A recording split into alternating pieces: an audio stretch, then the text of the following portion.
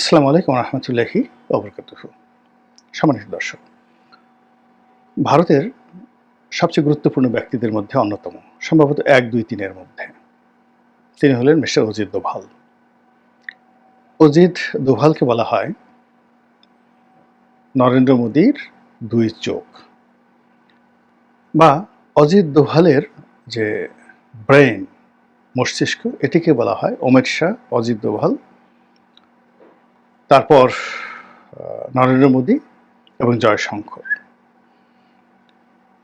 ভারতের সেনাবাহিনীর প্রধান, বিমান বাহিনী প্রধান, নৌবাহিনী প্রধান, তাদের একটা সম্মিলিত মস্তিষ্ক এই অজিত দোভালের মাথার মধ্যে কাজ করে একই সঙ্গে একইভাবে। এবং গত ১০ বছরে জনাব অজিত দোভাল ভারতের সর্বস্তরে যতটা অ্যাকসেপ্টেড হয়েছেন, সম্মানিত হয়েছেন, এবং তিনি যেভাবে একটা নায়কোচিত উচ্চতায় পৌঁছে গিয়েছেন, নেম এবং ফেমের, এটি ভারতীয় সিভিল সার্ভিস, মিলিটারি সার্ভিস এবং পলিটিক্সে কোনো ব্যক্তি ইতিপূর্বে আসেননি। আমরা টিএন শেষনের নাম শুনেছিলাম, যিনি একসময় ভারতের প্রধান নির্বাচন কমিশনার ছিলেন। তাকে ঘিরে বিশাল একটা সেনসেশন সারা দুনিয়াতে রয়েছে, কিন্তু সেটাকে ছাপিয়ে এখন অজিত দোভালের যে হিরোইজম, এটা এমন একটা পর্যায়ে পৌঁছে গেছে যে একসময় অনেক আগে দেখতাম যে ভারতের একজন নায়িকা রয়েছেন কঙ্কনা রানাওয়াত।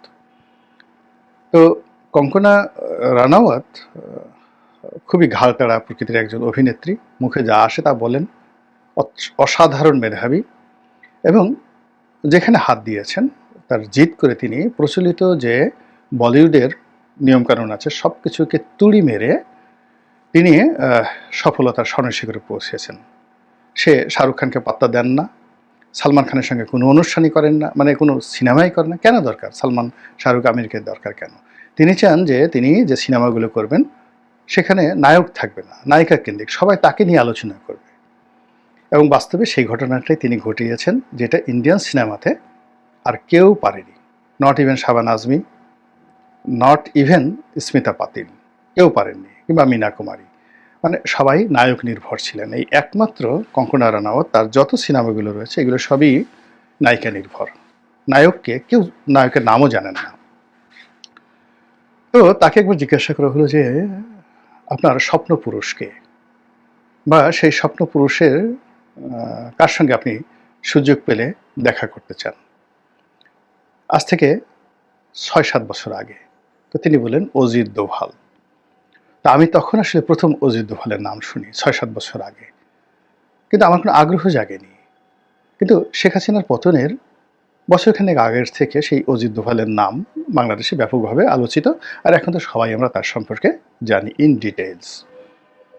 তো সেই অজিত দোভাল অতি সম্প্রতি, মানে ভারত এবং পাকিস্তান যুদ্ধ বিরতির পর ২ দিনের জন্য কলকাতাতে এসেছেন, এবং এটা নিয়ে কলকাতার বেশ কয়েকজন সাংবাদিক তারা ব্যাপক আলাপ আলোচনা করেছেন যে উদ্দেশ্যটা কি, তিনি এই বাংলাদেশ সীমান্তে কেন এলেন, তিনি পশ্চিমবঙ্গে কেন এলেন, কি এমন পরিকল্পনা রয়েছে, প্ল্যান রয়েছে। এটা নিয়ে তারা নানা রকম আলাপ আলোচনা সেখানে করেছেন। তো এই গেল অজিত দোভালের ঘটনা। এটা নিয়ে আরও বলবো, কিন্তু তার আগে দ্বিতীয় বিষয়টি বলে নেই। সেটি হলো যে গত কয়েক মাসে বাংলাদেশের সবচেয়ে আলোচিত যে ব্যক্তি, তিনি ছিলেন বাংলাদেশে নিযুক্ত পাকিস্তানের রাষ্ট্রদূত। এই সময়টিতে তিনি বিএনপির সঙ্গে বৈঠক করেছেন। তারপর জামাতের সঙ্গে তার যে সম্পর্কটা, সেই সম্পর্কটা মানে অ্যাজ ইট ইজ, আপন জড়োয়া ভাইয়ের মতো। এবং সবচেয়ে বড় ব্যাপার হলো যে বাংলাদেশের রাজনীতিতে পিটার ডি হাস একটা সময় খুব আলোচিত, কিন্তু তার ক্ষমতা ছিল না। কিন্তু একসময় ব্রিটিশ রাষ্ট্রদূত যিনি ছিলেন আনোয়ার চৌধুরী, তিনি, তারপরে একসময় উইলিয়াম বি মাইলাম ছিলেন, যারা খুবই প্রভাবশালী, তাদের সময়কালে তারা খুবই প্রভাবশালী ছিলেন। কিন্তু পিটার ডি হাস কিংবা ড্যান ডাব্লিউ মজিনা, তারা আলোচিত ছিলেন, সমালোচিত ছিলেন, কিন্তু তাদের ক্ষমতা ছিল না, তারা ইনফ্লুয়েন্সিয়াল ছিল না। আরেকজন ভদ্রলোক ছিলেন, কালো করে বাংলাদেশে এসেছিলেন, তাকে সবাই কালা জাহাঙ্গীর বলতেন, তিনি হালকা করে বাংলা বলতেন, খুব মজার একজন মানুষ ছিলেন, তিনিও খুব প্রভাবশালী ছিলেন। আর মুক্তিযুদ্ধকালীন সময় যিনি বাংলাদেশে ছিলেন, মার্কিন চার্জ দ্য অ্যাফেয়ার্স, তিনিও খুব গুরুত্বপূর্ণ ব্যক্তি ছিলেন। কিন্তু এই গত ৭-৮ মাসে বাংলাদেশে নিযুক্ত পাকিস্তানি রাষ্ট্রদূত, তার যে ক্ষমতা এবং তার যে ছুটোছুটি দৌড়াদৌড়ি, তার প্রভাব প্রতিপত্তি, এবং তাকে অনেকে দাওয়াত করে যে সম্মানিত বোধ করতেন, এরকম দৃষ্টান্ত কূটনৈতিক পাড়ায় এই গত ৫৪ বছরে হয়নি। এই ৭ মাসে তার পাকিস্তানের রাষ্ট্রদূতের যে গুরুত্ব, সব গুরুত্বকে ছাড়িয়ে গেছে। ভারতের কোনো রাষ্ট্রদূত বাংলাদেশে কোনো অবস্থাতে, শেখ হাসিনার জমানাতেও এরকম কেউ প্রভাবশালী ছিল না, যিনি পাকিস্তানের রাষ্ট্রদূত হয়ে গেলেন। এবং তিনি এই হঠাৎ করে যখন অজিত দোভাল কলকাতাতে, তিনি ঠিক সেই সময়টিতে বাংলাদেশ ত্যাগ করলেন, ছুটিতে চলে গেলেন। তো এখন এগুলোর নেপথ্য কারণ কি, কি হতে পারে? বাংলাদেশ নিয়ে কি নতুন কিছু হচ্ছে? এমনিতে তো আমরা আমাদের যে সমস্যাগুলো, সেই সমস্যাগুলো নিয়ে রীতিমতো ঘুরপাক খাচ্ছি। এখানে বান্দরবন, বাঘাইছড়ি, বিলাইছড়ি, রাঙামাটি, তারপর কক্সবাজার, এই এলাকা ঘিরে নানা রকম আতঙ্ক। এখানে ভারত পুশিন করছে, তাদের দেশের নাগরিক গুজরাট থেকে তারা ধরে ধরে মুসলমানদেরকে এনে এই বাংলাদেশের সীমান্তে তারা পাঠাচ্ছে। আসামের সাথে আমাদের যে সীমান্ত রয়েছে সিলেটে, সেখানে সর্বোচ্চ সতর্কতা রয়েছে। আমাদের অনেকগুলো সীমান্তগুলোতে, বিশেষ করে শিলিগুড়ি করিডর থেকে শুরু করে অন্য যে জায়গাগুলোতে রয়েছে, সেই জায়গাতে ভারত ৩৫,০০০ সৈন্য, তাদের যে নর্মাল বিএসএফ, বিজিবি বা বিএসএফ রয়েছে, এবং অন্যান্য যে সকল সামরিক ঘাঁটি রয়েছে, এগুলো ইন জেনারেল, তার বাইরে রিজার্ভ ফোর্স থেকে, অন্যান্য ক্যান্টনমেন্ট থেকে ৩৫,০০০ সৈন্য তারা এখানে সমবেত করেছে বাংলাদেশের সীমান্ত অঞ্চলে অনেক দিন ধরে। এবং ভারী অস্ত্রশস্ত্র, দূরপাল্লার কামান এবং ক্ষেপণাস্ত্র এবং ড্রোন, এখানেও তারা এই পাকিস্তান ভারত যুদ্ধের আগের থেকে এখানে সমবেত করেছে, এবং ওইগুলো এখন পর্যন্ত তারা সরায়নি। বাংলাদেশ ভারত সীমান্তের বেশিরভাগ এলাকা সিল করে দেওয়া হয়েছে বিজেপির সতর্ক প্রহরায়, এবং প্রায় ৪,০০০ কিলোমিটার যে বিশাল সীমানা, এর মধ্যে পশ্চিমবঙ্গের সঙ্গে কেবলমাত্র আছে ২,২০০ কিলোমিটার পশ্চিমবঙ্গের সঙ্গে। তো এই সীমান্তগুলোতে যে কি হচ্ছে, আমাদের পত্রপত্রিকা ওভাবে প্রকাশ করছে না। ভারতীয় মিডিয়াতে প্রতিদিনই এগুলো নিয়ে আলাপ আলোচনা হচ্ছে। তো এই প্রেক্ষিতে ভারত পাকিস্তান যুদ্ধ শুরু হলো, আর এই প্রেক্ষিতে একেবারে ১৮ ঘন্টার মধ্যে এই যুদ্ধ অবসান হয়ে গেল। এখন ভারত তার যে ওয়েস্টার্ন ফ্রন্ট, সেই ওয়েস্টার্ন ফ্রন্ট নিয়ে তাকে আর চিন্তা করতে হচ্ছে না। ওখানে সমঝোতা হয়ে গেছে, ট্রিটি সাইন হবে। এবং আমি এর আগেও বলেছিলাম যে এই যুদ্ধটা হবে খুব সংক্ষিপ্ত। তারপরে তারা শান্তি চুক্তি করবে, এবং সেই শান্তি চুক্তিটা যদি সিমলা চুক্তির মতো হয় ১৯৭১ সনে, তারপরেই ভারত এখানে অ্যাকশনে আসবে ইস্টার্ন রিজনে, অর্থাৎ এই পূর্বাঞ্চলে। ২ নম্বর হলো যে ভারতের এবং পাকিস্তানের যে যুদ্ধ, সেই যুদ্ধে ভারতের মধ্যে এক ধরনের ফ্রাস্ট্রেশন লক্ষ্য করা গেছে, ভীষণ রকম। সেখানকার সেনাবাহিনীর মধ্যে ফ্রাস্ট্রেশন রয়েছে। সেখানে যিনি পররাষ্ট্র সচিব রয়েছেন বিক্রম মিশ্রি, তিনি এবং তার কন্যাকে নিয়ে এমন ট্রল হচ্ছে ভারতে যে এই দুজন পিতা পুত্রী এখন বলতে গেলে তাদের আত্মহত্যা করার মতো একটা অবস্থা তৈরি হয়ে গেছে। তাদেরকে বেঈমান বলা হচ্ছে, মুনাফিক বলা হচ্ছে, দেশদ্রোহী বলা হচ্ছে। এবং পাকিস্তানের সঙ্গে যে যুদ্ধ, সেই যুদ্ধের ফলে ভারতের যে ক্ষয়ক্ষতি এবং সে যুদ্ধে পাকিস্তানের যে পারঙ্গমতা, এগুলো নিয়ে সারা ভারতবর্ষে হতাশা ছড়িয়ে পড়েছে। এই হতাশা দূর করার জন্য, যেটা আমি আগেই বলেছিলাম যে অনেক সময় বউকে মেরে ঝিকে, অজিত দোভালকে নিয়ে গুরুত্বপূর্ণ তথ্য দিল গোলাম মাওলা রনি। কারোর সাথে পারে না, দুর্বল মানুষগুলো, তারা এসে ঘরের বউয়ের সাথে বাহাদুরি দেখায়। তো এক্ষেত্রে পাকিস্তানের সঙ্গে তারা পারেনি। তো না পারার কারণে এই যে জাতীয় একটা ফ্রাস্ট্রেশন, সেই ফ্রাস্ট্রেশনটা তারা কারো না কারোর প্রতি, এটা দুর্বল কোনো রাষ্ট্রের প্রতি, বন্ধুর প্রতি, প্রতিবেশীর প্রতি তারা সেটা ঝাড়বে। এবং এটা নিয়ে তারা উল্লাস করে তারা দেশবাসীকে উদ্বুদ্ধ করার চেষ্টা করবে। আর তা যদি হয়, তাহলে সেক্ষেত্রে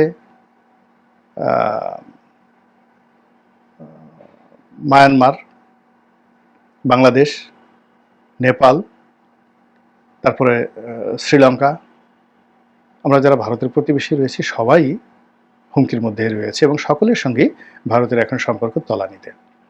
এখন চিন্তা করুন যে মায়ানমার, নেপাল, ভুটানের সাথে করবে না, ভুটানের সঙ্গে তাদের সম্পর্ক খুবই গভীরতর, আর মালদ্বীপ। তো অন্যান্য রাষ্ট্রগুলোর সাথে চীনের একটা কৌশলগত সামরিক চুক্তি রয়েছে, বিশাল বিনিয়োগ রয়েছে। তো সেখানে ভারত যাবে না। গরিবের বউ হিসেবে এখন তাদের স্বাভাবিক কারণে প্রথম পছন্দ বাংলাদেশ। এখন সেই বাংলাদেশ যদি পছন্দ হয়, এটাকে আপনি একদিকে রেখে দ্বিতীয় স্তরে আপনি আসেন যে অজিত দোভাল কেন কলকাতাতে এলেন। অজিত দোভাল খুবই, বললাম তো, এত মানে ব্যস্ত মানুষ যে তার কর্মঘণ্টার তিনি 4 ঘন্টার মতো ঘুমান, বাকি সময়টাই তিনি অফিসে থাকেন। তো সেই তিনি যদি খুবই অগুরুত্বপূর্ণ একটা বিষয় হতো বা জেনারেল ম্যাটার হতো, তিনি তো কলকাতায় যারা তার স্টেশন চিফ রয়েছে রয়ের বা এই সরকারি যারা কর্তাব্যক্তি, সবাইকে তিনি ডেকে পাঠাতে পারতেন। কিন্তু সেটা না করে তিনি সরজমিনে সেখান থেকে উড়ে এসে 2 দিন কলকাতা সফর করলেন। এই বিষয়টা তো স্বাভাবিক না, একেবারেই অস্বাভাবিক বিষয়। এখন সেই অস্বাভাবিক বিষয় ভারতীয় পত্রপত্রিকা বলছে যে এখানে কলকাতাতে পাকিস্তানের গোয়েন্দা সদস্যদের আনাগোনা মারাত্মকভাবে বেড়ে গেছে এবং কলকাতাতে পাকিস্তানের এই গোয়েন্দারা অবস্থান করে তারা নাশকতা তৈরি করা, সীমান্তে অস্থিরতা তৈরি করা এবং বাংলাদেশের সঙ্গে যে সম্পর্কটা খারাপ যাচ্ছে সেইটাকে পুঁজি করে বড় দুর্ঘটনা ঘটানোর জন্য তারা একটা ব্যাপক প্রস্তুতি নিচ্ছে এবং এই বিষয়টা তদারক করার জন্য অজিত দোভাল এসেছেন বলে ভারতীয় যারা সংবাদ বিশ্লেষক তারা এই কথাগুলো বলছেন। তো তারা তাদের কথা বলেছেন, আপনি আমি এটা নিয়ে কী চিন্তা করব।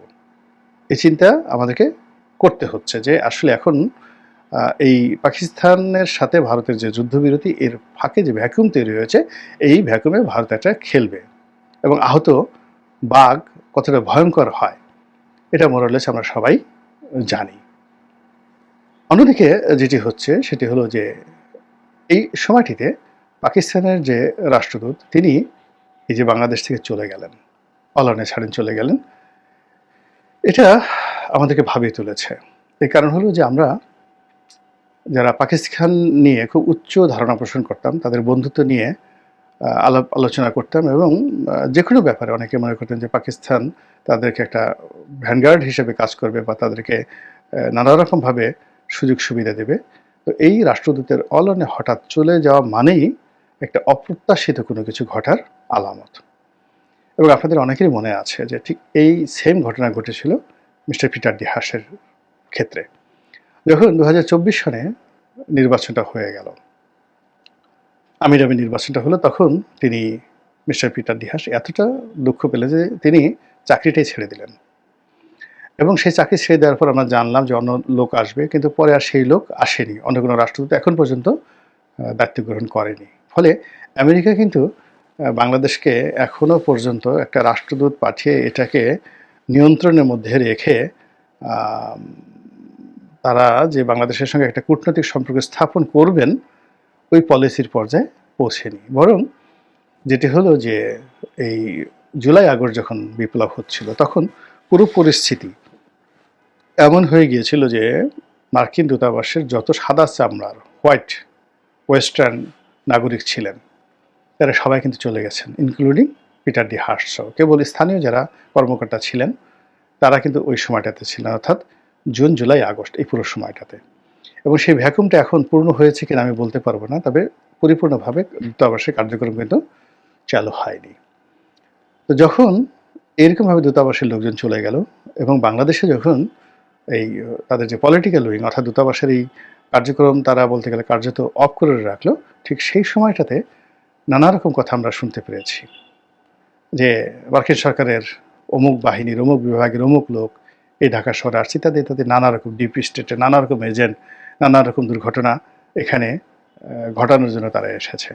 এবং এই জিনিসগুলো যদি ধরা পড়ে যায়, 50-50 ধরা পড়ে যায়, তো যারা এসছে তারা হয়তো মারা পড়বেন, তারা চলে যাবেন, কিন্তু সমস্ত ক্ষোভ গিয়ে পড়বে দূতাবাসের উপর।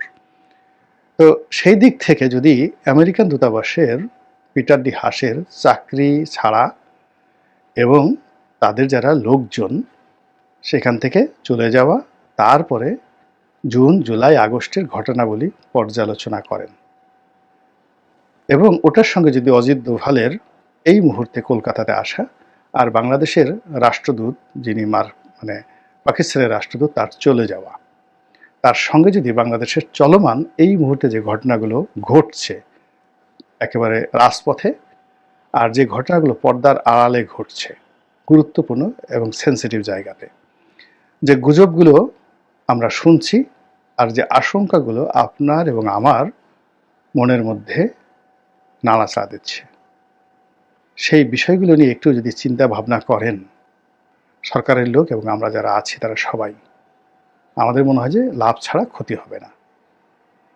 আল্লাহ আমাদের সবাইকে হেদায়েত দান করুন এবং হেফাজত করুন। আসসালামু আলাইকুম ওয়া রাহমাতুল্লাহি ওয়া বারাকাতুহু।